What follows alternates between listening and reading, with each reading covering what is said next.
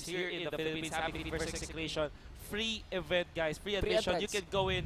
Free items as well to be given out. So, ako sa inyo, dito na lang kayo. Lahat ng nasa Gedli, pwede actually pumasok. Lahat ng nanonood ngayon on the sides, feel free to enter. Feel free to occupy the seats actually in front. And let's go for this game. Playing for the Regent side, you got Team Happy Feet.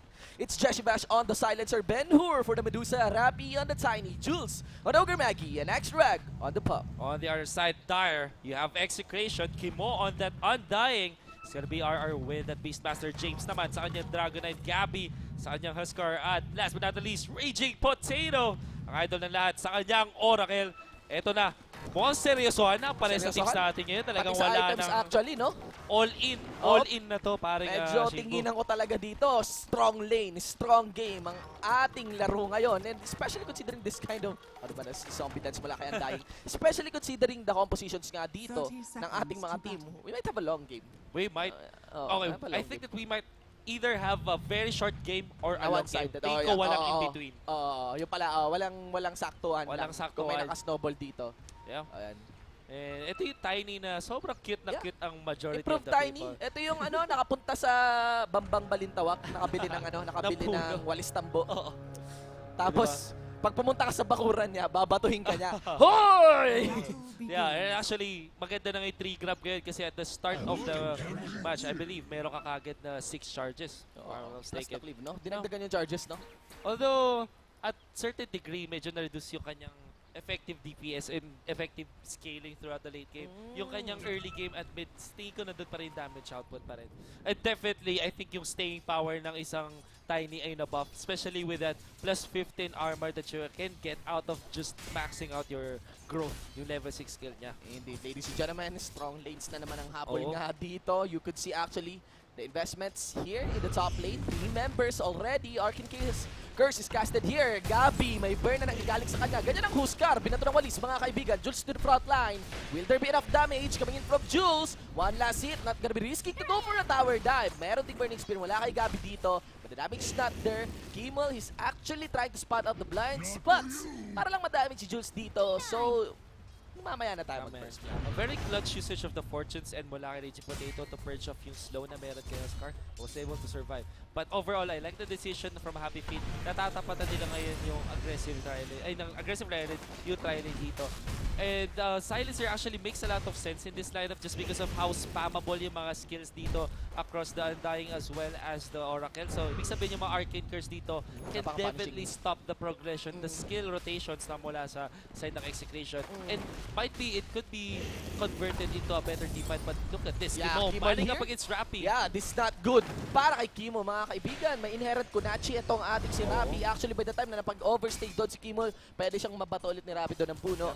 So, it could be the first blood. Pero again, emphasizing on what you mentioned, just to clarify, yung burning spear dito ni Huskar pag nag-Arcane Curse, mas punishing. Ay, hindi naman. Hindi kinakount na Arcane Curse yung burning spear. Alright, better. So, yung mga ganong skills, hindi. Oo. Yung mga masyado naman yata. Oo, medyo madaya naman. Medyo kawawa naman siya. But look at this. Ben Hur doing a great job keeping the mana off of that Dragonite. Using that Mystic Snake. Kapag tumatama siya kasi sa dalawang heroes or dalawang units with mana, it's almost, mana back na. Parang sulit na yung paggamit mo. Makagamit ka pa ulit. Look at this. He's always stealing off the mana from Jace para hindi siya makapag-breathe fire. Strong lane. Kung wala pang, look at that, mana back, di ba? Kasi dalawang tinamana units. Grabe, ang baba. So, basta nakakabalik yung mana mo, no? Parang ang baba nung mana cost nitong Snake style no jutsu ni as long as you hit the range creep plus the hero, you're in a good spot. So, medyo pagka-lane mo sa Medusa, medyo lalayo ka dapat sa range creep para hindi ka mas paman ng Mystic Snake. And yeah, that was the case. Yeah, I love the pacing of this game 3. Tingnan mo na hindi rock and roll yung paluan ng committance dito sa ating top lane. Everyone is actually really gauging. You know, we are entering the 3-minute mark of this game without any casualty. So all the more na na-delay yung ating sunod na laban, all the more na maybe the first blood would be, you know, quite explosive para sa laro natin. We'll see here, Hadouken mula kay Raging Potato, but Jules is there to answer and they're prioritizing Gabby. Good turn for Kimo, Rappy trading up with that one. So they went to back out.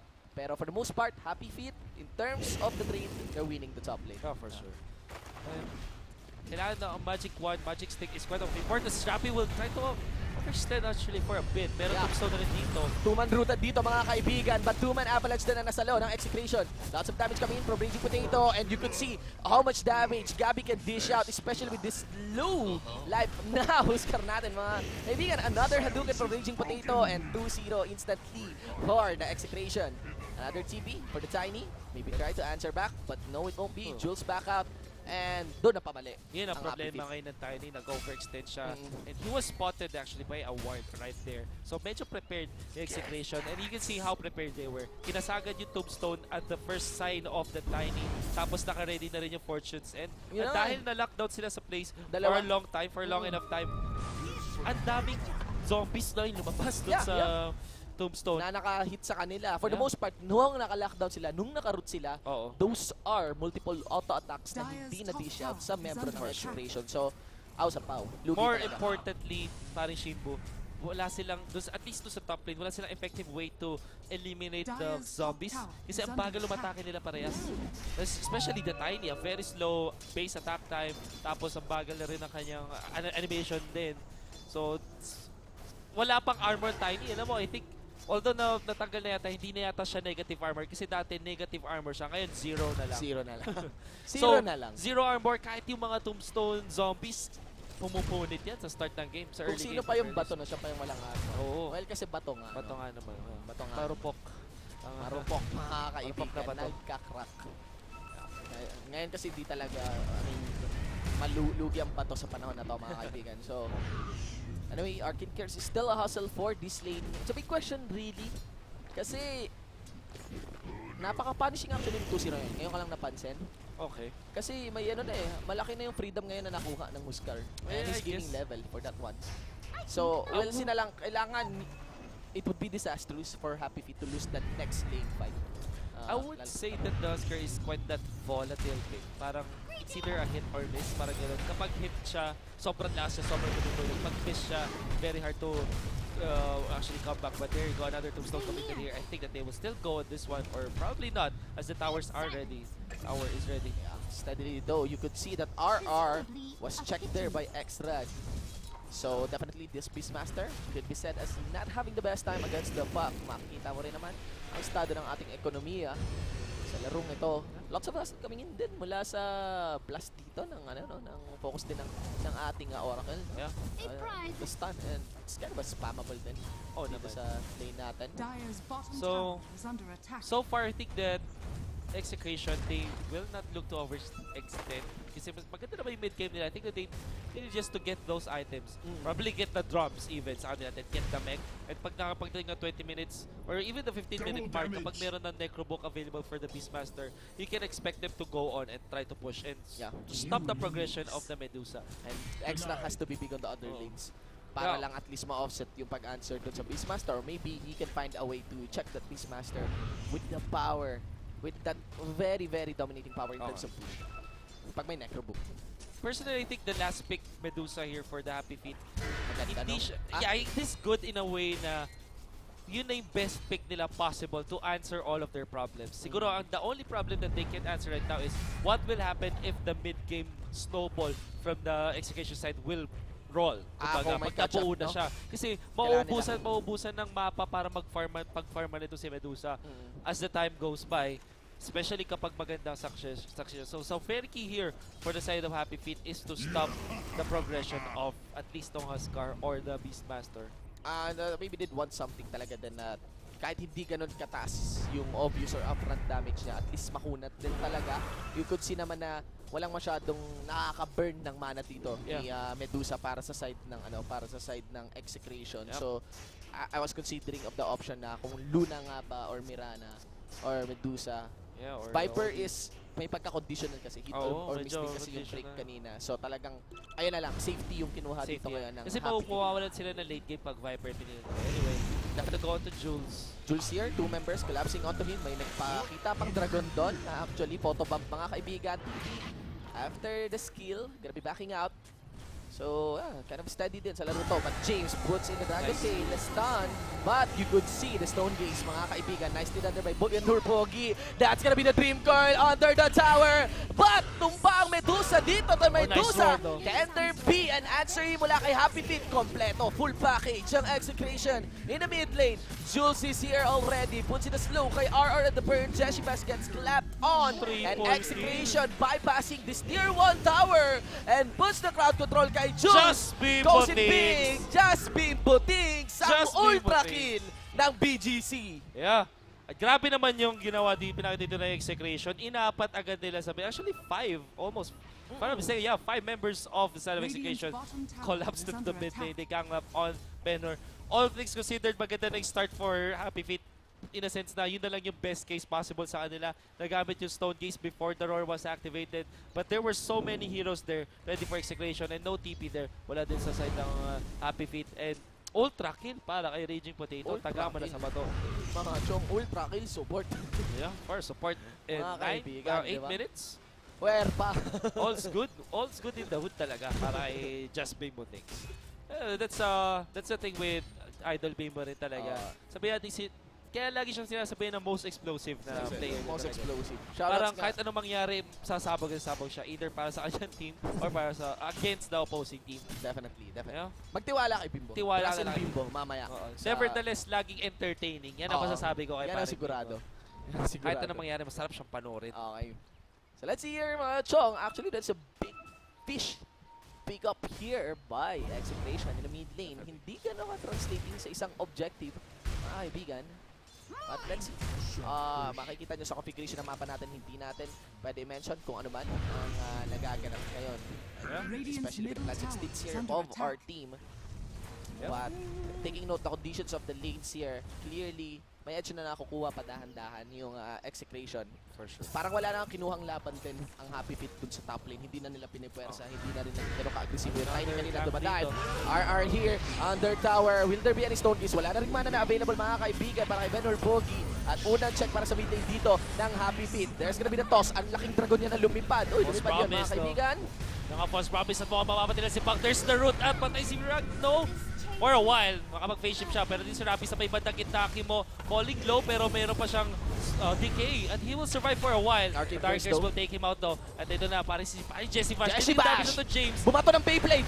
Okay, fidget spinner but there is gonna be the toss. No damage dahil dun sa Fate's Edict. Medyo nagkaroon ng harangan. James still surviving. Manning up. Traffic, may pila. Mga kaibigan, may freebies yan. Maybe, let's see. Raging Potato. And there goes the shutdown. Unstoppable 6-times kill streak is ended here by Happy Feet. At ang malupit dito, pare Shinbo, ang daming intelligence na nakuha. Then look at the swing. 1.4k gold ang kanilang nakuha. The damage output was there mula dun sa Tiny. Mula dun sa 3 grab. Na dalawang beses niya, I think, okay, he did throw the 3 twice. Tapos meron pa siyang toss na dahil mas mababa na as before yung ginagamit mong mana, mas spammable na siya in the end. And of course, then it's solid intelligence for Silencer. Just kaya like multiple toss din yung nagawa kanina, no? Yeah, multiple tosses. Let's see here, makakita na naman tayo ng courier actually na hinahabol. Kita nga ba yun? Hindi pala courier yun. That's the eagle of the Beastmaster. At makikita mo rin that the Beastmaster will be massacred here. Can he make it? He gets the avalanche plus the toss. There's the stun mula kay Jules in the silence. Binato ng walis. Back out. Fidget spinner. Nice. That's the illusory. Walang jump mga naman Raging Potato. Raging Potato. Helping his teammates survive. Sobrang clutch yung pagagamit niya ng Fate's Edict doon because you do have that full 100% spell immunity kapag meron ka nun. Wala pang false promise yun, sakto, di pa kailangan. No, not needed. Natakuha pa ng isang return kill. What a player. Sobrang fast hands. Bimbo, mga kaibigan. Let's see. Denial here. Brought up by Ben Hur. So, at least that mitigates something against the advance here of Execration. Pero hindi na nila pansin yun. With the Huskar, they're gonna be delivering this carry towards the bottom lane tier 1. May try to finish the work here after the fortification will expire. And yes, it is. First tower taken in by Execration. Aside from the deny. Let's see another fight for that one. Jump mula kay Gabi. Jules here gets burned through to Stado. And we might have a rush here by Execration. toss nga ba yun na nakita ko? By the time convince si RR, he can make this fight or maybe not. X-Rug is on this fight. Umalis ka sa bakuran ko. Isama mo na rin si X-Rug dito, mga kaibigan. Naatabi naman ni Rappi. Kasama pa yung kakampi niya ngayon. Meron dream call para pigilan ang pag-advance ni James dito. And Rappi might be able to survive. He's being chased by the creeps. Yeah, medyo inaabot rin siya ng scout hawk dito sa mataas baba. It's gonna be Gabby pushing the lanes. And medyo hindi siya tao dito. Yung nakaginoon na nila dito yung silencer. Oh my G. Yun ang Oracle plus the Huskar. Of course. Oracle Huskar. Pag TP-in mo talaga, awit. Awit yun. Oy, nice false promise once again. Kimo will survive. Here comes Gabby. Laban. Meron siyang armlet. At Laban wala siyang Pinas. takot. Oh, okay. Oh, medyo misplay with the armlet target, but still they were able to take out one.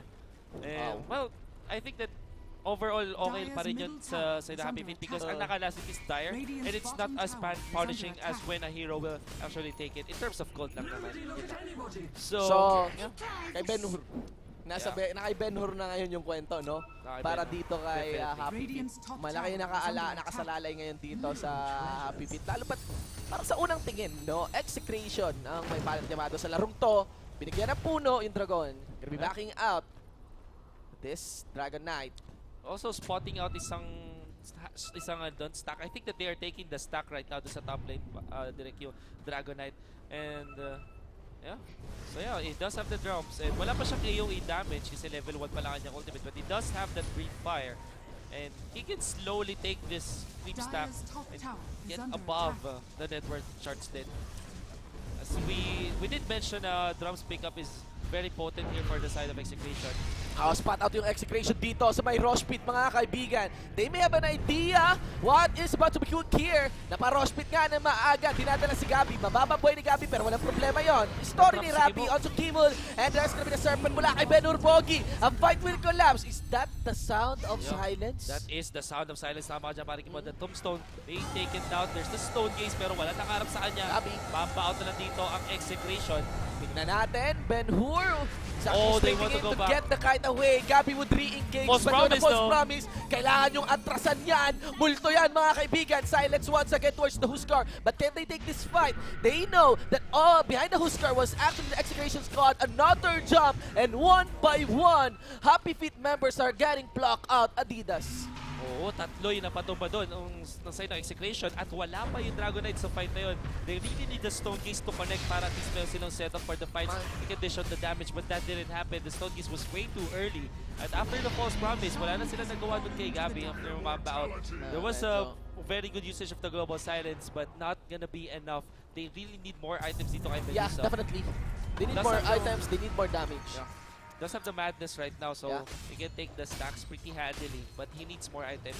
I personally think that the Blade Mail merits a discussion dito para sa Medusa. I think that he really needs to consider that one just because of how potent the lineup of the damage output of the side of Execration is right now. So mahirap talaga. Malaking tanong siguro anong spike dito na available para sa tiny natin. Kasi clearly, basta may Huskar para sa laban na to. I mean, ang hirap maging lamado. But look at this. Ninanakawan nila. Stacks. Happy Feet ang nagtanim pero ang umani itong si Gabby. And that is quite devastating para sa isang Medusa. You really want those ancient stacks to be in your favor para makuha mo yun.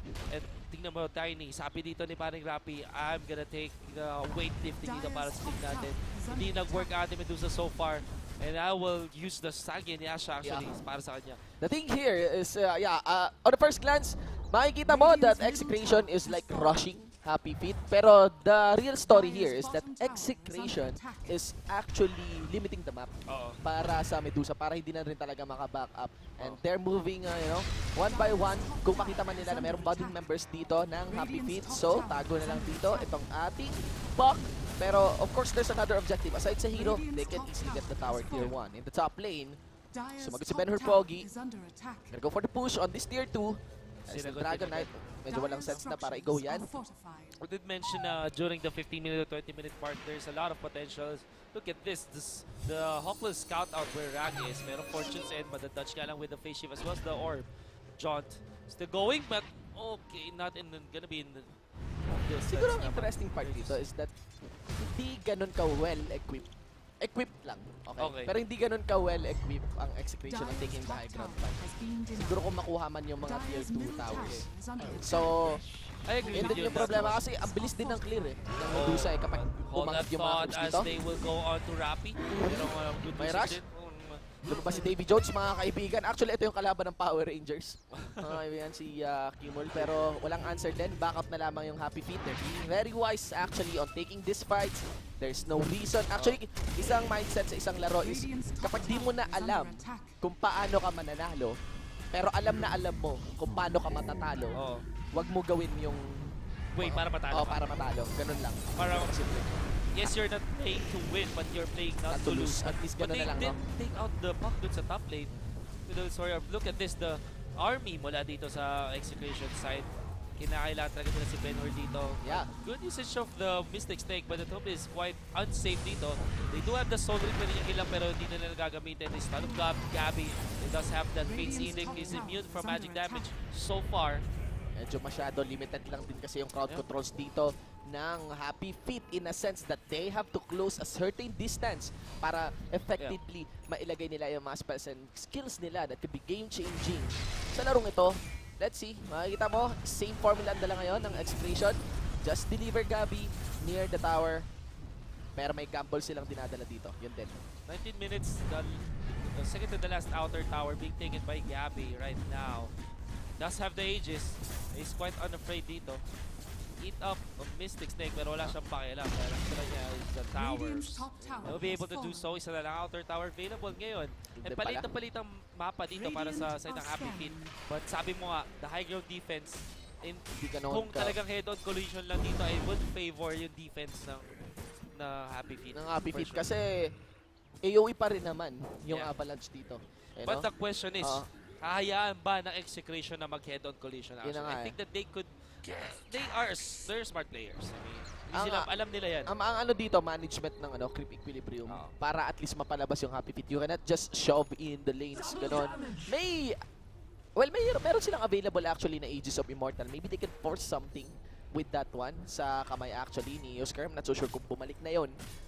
Pero there might be a chance that we might be seeing a second Aegis pa sa larong to if this drags on. Right now, kitang-kita mo ang direction ngayon and SOP ng Happy Feet. Alagaan lang si Medusa, si Ben Hur. So, tingnan na lang natin. Para sinasamahan ni Jules dito. They have to make sure. And they have to actually account the batting as well of Execration who are now advancing dyan. So, speaking of items, maraming items by the way guys, ay papamigay pa rin. Habang may downtime, let's just talk about the event para shoot nila. Always remember guys, meron tayong maraming giveaway, maraming pa tayong papamigay dito sa ating event, the face-off.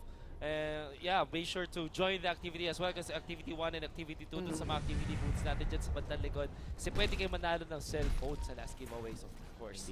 Kaibigan, also again, you can take actually the seats in front sa mga nanonood sa likod at sa mga nanonood sa gilid. Pwede kayo pumasok. This is a free event. At pwede pa kayo sumali at humabol sa mga activities natin habang humahabol din ang Execration dito on rushing this Tier 2 tower. All of the Tier 2 towers are gone for Happy Feet. Now, these are high ground fight. Let's see ngayon kung may paraan ba ang Happy Feet to put this at their advantage. Blink, initiate. And an answer there by X-Rag. Walang follow-up though from the Dream Coil, but at least that stops the push. May talon! For a while though, but that is gonna be a Dream Coil forced out already. Patay si Ben somewhere in the map. Napitas dito ni Kimo. Oh no, it's RR actually taking that one. All by his lonesome. Nako, malaking problema to. Bigla ako nagpupush kayo ng high ground. Nakita nyo si Ben Hur na na-push. Pero sige, buyback tayo. Laban tayo. Yun ang sigaw ng Happy Feet. And maybe ito yung sinisigaw din ang pagbago ng Happy. As Happy Feet will go for the advance. Multi-cast times 2, times 2, times 2. Nice toss though. Itos mo si Ben Hur. Ipadala mo na yan. Kimol here despite the raging Goliath 4, mga kaibigan. Happy Feet was able to ward off the advance here of Execration. James towards the being found Tier 3 here, but he might X-Rag. go for the turnaround. Tamang harasan lang. Are they still chasing this one? They do have the toss, but they don't have any more mana, so hindi sila mag-proceed din dito. And are actually getting a very good opening para dito sa Execration. Unfortunately, medyo Execration bit of more than they can do. I think that after the first side of the buyback, they should have backed down para at least mas maganda yung panalo nila. They forced the buyback, tapos na, they can get away safely. They can wait for the rush and then get to the next fight. Unfortunately, masyado sila napasabing sa bottom lane. They thought that they could take more. The Stone Gaze was really good here for Ben-Hur. At nakakuha po siya double kill. So, mas maganda yung nakuha niya, nag-gain niyang gold as compared to yung nawala sa kanya. So, okay pa rin to sa Happy Feet. They're still in the game. Yeah, they're still definitely in the game. Makikita mo nga si Ben-Hur dito, talagang umi-game siya mga kaibigan here at BGC High Street, making sure that every creep counts, even doon sa respawn ng ating ancient camps. But here, para sa game na to, I'm just really curious kung kasi medyo napa-advance din yung Huskar doon, di ba? Medyo malalim na rin yung denive ng Huskar doon sa bottom lane, pero definitely sana nung buyback yun yung tunog. Ang curious lang ko, paano na-burst no ni RR si Ben-Hur? Probably. I think that's a mid lane kasi he did take down the tier 3 tower. May Necro. Alam ko, kakakuha lang niya Necro 3 niya. So, meron siya Necro 2. Tapos meron siya medallion of Persia. Tsaka may mana burn din yun. So, all in all kasi, sobrang lakas din talaga ng isang, I mean, the Beastmaster was definitely bumped. There's big potential. You can see right now how much damage he can deal with Jules. Jules, can you get out? It seems like he won't. At si RR sabi niya, cool guys, don't look at explosions. Bumalik na lang siya, papatay na ng isa. Actually, iniwan niya na yung mga niya, Kurimaw. So, okay lang yun. Yeah, yung I think that meron passive din kasi na mana break yung Necro Archer. So kaya may bonus damage sa Medusa even with the Medusa having the shield, diba? So all in all, kapag hindi na Stone Gaze yung isang Beastmaster, hindi rin talaga kayang pigilan basta-basta ng isang Medusa. And of course, lalo na kapag na-activate niya muna yung kanyang madness, it will really take a lot more damage against this Beastmaster. Alam nyo mga chong, para sa mga bumoto sa Happy Feet, kailangan nyo lang i-cheer yan. I-cheer nyo lang. I-cheer nyo lang. Nararamdaman nyo ba? Lumalayo ba yung mouse? Yung keyboard o yung cellphone? Ang dami nga tumatahimik ngayon. Medyo nakakapit sila ngayon sa kanila. Para sa laban na to. Anyway, para sa mga bumoto sa Happy Feet, I mean, kahit across the board, medyo obvious lamang dito ng Execration. On our standpoint, sa anybody's game pa rin, still, hindi ganun ka-clear yung high ground fight dito. Kasi yung Medusa talaga, malaking problema pagpasok ng late game at hindi natin pwede masabing ganun kabihan yung Medusa para sa larong to. Alam naman natin na nagkaroon lang talaga ng snowball ramp up yung Huskar. Actually, the lineup of Execration is quite tailored in the mid game as they will gang up on this. Diba? Hari ng badala. Gabi-gabi at this one, times 3, times 3, times 2. Multicast mga kaibigan. An easy check. So may huli na gano'n. May tulog na ngayon. Nag-aabot pa sila 4 stop in. Nakakuha ng isang toss on to Kipo. It's down for the count. Rappy on a mega kill streak. Siya lang ngayon talaga playmaker para sa kanyang team. Yeah, despite the Dream Coil committed. There's gonna blink na naman mula kay Rappy. He's not done. You see Raging Potato. There's the toss avalanche. He has got the damage. Tingnan mo, winawali si Potato. Binato na rin. Buhay. Pero but X-Lang is here. Nag-aabot pa rin. Raging Potato. Naroar nga na siya sa baba. Faceship, abot ba? Hindi. Masyadong greedy doon. Yes. Nako mga kaibigan, that is Medusa. Better Pog, he has to back out. 4 step away. Medyo mapanganib to mga chok. 13 seconds, 10 seconds na lamang. Ito ating Huskar. Jesse Bash, what is he doing? Rappy in the backline. This is dangerous though. RR has no roar. Pero andun si James. This is the dragon form of this Dragon Knight. Kaya nga dragon yan. Another stun. Long range fade away. Mula kay Bimbo Kings. Will Rappy get the blink? Can he get the cooldown in? But no, it won't be. And he's gonna be another casualty. Definitely a disaster para sa Happy Feet. And Raging Potato, talagang inakit niya yung side ng Happy Feet para kunin siya doon. Was able to kind of bait out the puck. Now, yun nga, after that overextension mo lang extra, isang roar lang sa kanya. And actually, the Medusa survived. Pero nakita mo naman kung gaano kasakit yung tinatanggap niya damage because of the Necrobook na may mana break. And then, of course, the physical damage out of the Beastmaster. Plus the fact that you do get bonus damage. Lahat ng units ni Beastmaster may bonus damage kapag tinamaan ng Wild Axe. And syempre, pag dalawang Wild Axe yung tumama sa'yo. Yun nga, no, sa damage. So baka that could be the main reason din kung bakit napaka lethal din ng Beastmaster when it comes para sa ating Medusa. Pero ang kwento nung larong yun, parang nabawi pa. Oo, babawi pa. So yeah, that's a potency na meron ng isang Beastmaster. That's why he's either first pick ban or first face picked. And look at that. Is that a Guardian Greaves kay Dragon Knight? Tama ba ang nakikita ko para shade mo na nasa mga kaibigan. Siguro hinawakan lang niya para sa mga tropa niya. Tingnan natin. Baka pinatest niya lang yung Nemesis niya. Diba? Let's see here, mga kaibigan. Of course, obviously, Execration is gonna go for the push on the high ground. On this one, malayo yung toss. Will there be enough rage para mailagay yung false promise? Pero may force stuff na, mga kaibigan, so hindi na check. Itong ating Huskar, tanggal si Exrag. That is a lot of damage and set up. Hindi na gamit yung Dream Coil dito at walang buyback yung ating Puck. This is not a good news para sa Happy Feet. Can they be happy with this? Another toss. Talon na talon yung Huskar pero may keso kasi siya. May cheese siya. The damage is not there though because the life is full for this Huskar. Stone Case na napigilan pero sa baba nag-split push dito yung Beastmaster. The blinking from James is quite tanky. He does have the roar though and that's the Medusa down. No buyback for him. At ngayon, pumupush na sa baba. This could be the beginning of the end para sa Happy Feet as they don't have any ways to defend their barracks. Yung pares na core nila is patay dito. Only Rap is surviving and 5 still fairly healthy. And look at this, discipline from Execration. Hindi sila mag-overextend. They will go for the value. There's the toss onto the Ogre Magi. Oh, mula din sa Gabi. But Gabi will just activate the BKB. Manning up against Jules. Might even be able to kill him off. And Gabi, he smells blood. Medyo may false promise na inactivate dito. Finor, staffin siya na kanya tropa. Rapi, pinapatay sa well dito. Gabi! Dota 1 days, mga kaibigan. Yung dumadive sa ano. O yan nga, yung dumadive nga sa fountain, mga kaibigan. At kada torre, at kada barracks ay lumalapit ang bumoto sa Execration sa raffle. Ladies and gentlemen, is that a Mega Creeps? Yes, it will be activated by Execration. Yules on towards the puck. Merong Neopets dito. Ang ating best master, Extra, will have to back out with a jump from the Illusory. But James will ignore that one. He gets tossed. Can he survive? Actually, he gets tossed and he gets destroyed as well. Pero this is a matter of time. This is Execration already. Against Happy Beat na ako. Mega Creeps na nila nakuha out of that drag. Wanna go on to the Oracle. Ni-use niya dito. Meron pang setup. There is a potential stun dito, but there is the Fate's Edict. Different damage. Pero mukhang patay na rin dito. There's the Avalanche. And then there's the Toss.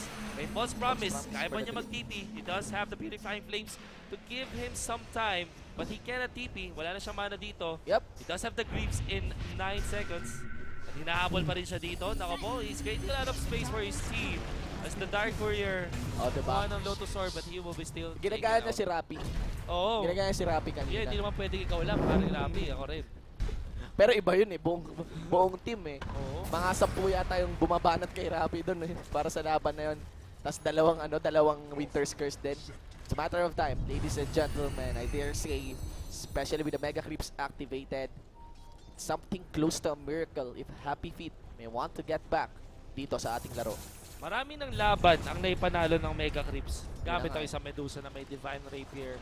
Can clear out the waves. The problem is, hindi pa naka-set up dito for Mega Creeps. A 30-minute Mega Creeps is actually very fast against the Happy Feet. And Medusa, hindi pa siya prepared. He does have the Madness though. But ito, ginugo na naman nila yung Silencer, the Roar, and the Wild Axis. And that's gonna be the Silencer down. While Kimo finds Jules. He'll be the tight spot. Paparating na rin yung Huskar dito. Medyo ramdam ko na makakaabot siya. May Jules, there should be enough time to take note. Habang pinofocus nila si RR dito, their spells are getting committed one by one. Makunat, may heal kay Kimul. At nandito na si Gabi. Nasa ng talon. Una kay Jules, maybe forced up in. Tapos talon. Gabi is the name of the game. Grabe nga ba? Damage na mangyayaring mula dito sa Execration carry. Here comes the answer. BKB, where is the backline damage? Ang weirdo nito, medyo yung Huskar naglalakad dito sa backline, pero sa backline din na ang HF would be the Dragon Knight! Ladies and gentlemen! Sakit ang ginugo nila dito yung Medusa. Wala na siyang mana, wala na rin siyang buhay. He will be taken out. Nag-buyback siya dito. They want to fight. Jesse Fash falling low. Hinahabol dito ng isang Dragon. Nasa slow na rin, but the GG already called. And it's gonna be Execration winning this one. In a very strong manner as well. Yes. Very good draft, very good execution, and